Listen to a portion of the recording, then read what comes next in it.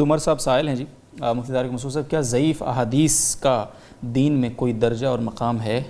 اس کی وضاحت فرمائیں۔ یہ سوال پہلے مفتی محمد حسین صاحب سے پوچھا گیا تھا، انہوں نے ماشاءاللہ بہت تفصیل سے جواب دیا تھا، تو میں اسی جواب کو، صحیح جواب تھا ظاہر ہے، اسی وجہ سے اسی جواب کو ریپیٹ کر دیتا ہوں کہ ضعیف روایات کو بالکل کالعدم قرار دینا یہ درست نہیں ہے۔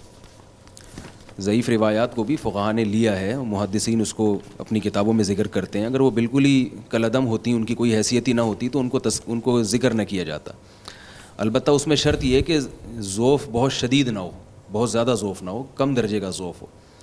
البتہ وہ ضعیف روایت اگر کسی صحیح حدیث کے خلاف جاری ہے، یہ خبر متواتر کے خلاف جاری ہے، پھر اس کو رد کیا جائے گا۔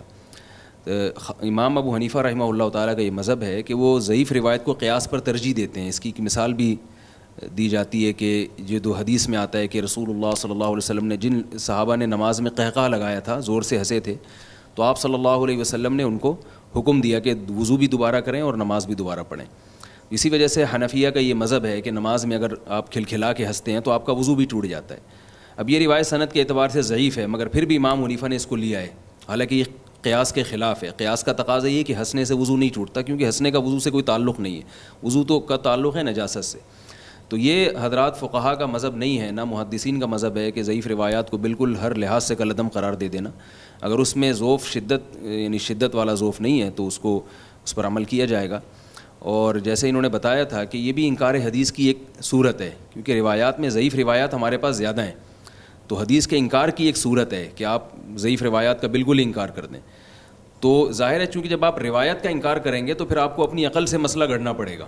لوگ اس پہلو کو تو دیکھ رہے ہوتے ہیں کہ انہوں نے ماشاءاللہ بڑی، ان کا معیار بہت اونچا ہے روایات کے معاملے میں، یہ ذرا سا بھی روایت میں ضعف ہو تو یہ اس کو مسترد کر دیتے ہیں، تو اس پہلو کو تو دیکھ رہے ہوتے ہیں، لیکن اس پہلو کو نہیں دیکھ رہے ہوتے جب یہ حدیث کو رد کرتے ہیں پھر اپنی عقل سے مسائل کا استنباط کرتے ہیں۔ تو اس ضعیف روایت میں امکان تو تھا نا کہ نبی صلی اللہ علیہ وسلم نے فرمایا ہو، امکان تھا تبھی تو اس کو ضعیف کہا ہے، ورنہ اس کو موضوع کہا جاتا، من گھڑت روایت کہا جاتا۔ امکان تھا، لہذا اپنی عقل سے کوئی مسئلے کا استنباط کرنے کی بجائے اس روایت کا سہارا لے لینا یہ زیادہ بہتر ہے۔ اور خاص طور پر ضعیف روایت ایسی ہے کہ جس پر اگر عمل ہو، جیسے امام ابو داؤد نے کئی روایاتیں ذکر کی ہیں، لیکن اور آگے لکھتے ہیں کہ وعلیہ العمل عندنا، اسی پر ہمارے بلاد میں اسی پر عمل ہے، تو اس روایت وہ پھر صحت کا درجہ حاصل کر لیتی ہے، اگرچہ وہ سند کے لحاظ سے ضعیف ہوتی ہے، لیکن چونکہ مشائخ کا اس پر عمل رہا ہوتا ہے اور اس پر فتویٰ دیا گیا ہوتا ہے، تو اس کی تائید سے وہ روایت قابل قبول بن جاتی ہے۔ تو بعض لوگ صرف روایت کی سند کو دیکھ کر ہر قسم کی روایتوں کو مسترد کر دیتے ہیں، ایسا نہیں ہے، یہ علم حدیث سے جاہل ہونے کی دلیل ہے۔ اس میں تلقی بالقبول کا بھی ہے، دیکھا جاتا ہے کہ اس کو اسلاف کے دور میں کتنی مقبولیت حاصل ہوئی ہے یا اس پر کس طرح سے عمل کیا گیا ہے۔ تو یہ سب چیزیں اس روایت کی تائید کا ذریعہ بن کے اس کو درجہ صحت تک پہنچا دیتی ہیں۔